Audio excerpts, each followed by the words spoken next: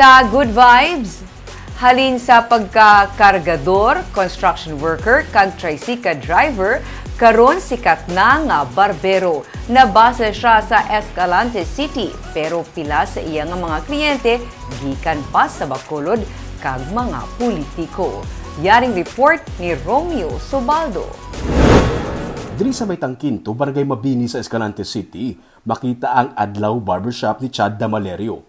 Agaw atensyon ang sulod sa barbershop.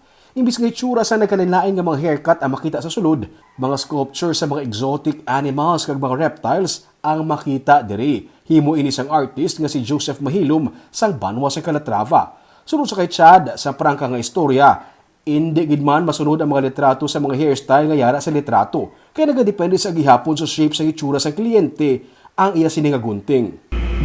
Kumbaga, kumon na lang ang barbershop na puro na lang gupit ang nakikita. Pero sa totoong artist gid sa gupit, hindi mo na masunod ang picture da sa gupit kaya nga nakadepende sa shape sa ulo, klase sa buhok. Hindi ko pwede makadto kasi kung gusto ko sundan mo hindi na mo. Pero kumbaga ang ginhimo ko na lang kay daw buringan ko sa mga pictures ng gupit, ginhimo ko na lang naging creative kay ang akong concept na gusto. Kumbaga wala sa kapareho. Nakabase na si Chad sa Manila sa sulod sa 3 ka tuig bilang barber, pero ginpili niya nga magbalik sa Escalante para diri magserbisyo. Luyag niya nga pataason ang kalidad sa panggunting sa ilang lugar. Nag-arrange sa 300 to 500 pesos ang iya paggunting. So sa iya, kung ang mga babae gani dako ang ginagasto sa pagpatahom sa ilang buhok, amo man sa lalaki. Hindi lang basta-basta nga ginaguntingan, dapat ginatun-an. Aras ko minsan kung budlay mag-market di kay siyempre mahal lang akong gupit na gusto. Tapos aras sa bukit. So ginihimo ko na lang.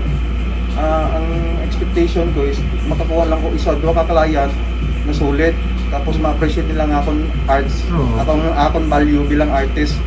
So mo to, ang expectation ko isa, 2. May ko expect nga magdamo gali. Gani para mabalaan gid ang abilidad ni Chad, akon siya gin-challenge nga i-makeover ang akon limited edition nga buhok.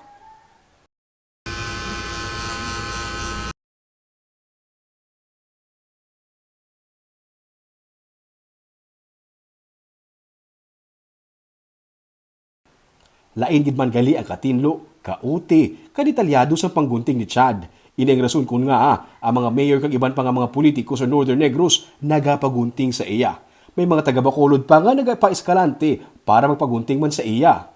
May ang layo gid ang Bacolod. May taga Bacolod di siya. Regular mo na nga. Regular. Gabiyahe sa pakadto di. Gabiyahe ang evento mga gapagupit. Sa una ang mga gapagupit sa Bacolod, makadto sa Bacolod, mga taga dire nga kadto Bacolod. Wala sila kadto. Ari na di sila diretso. Kasi imo naman sila.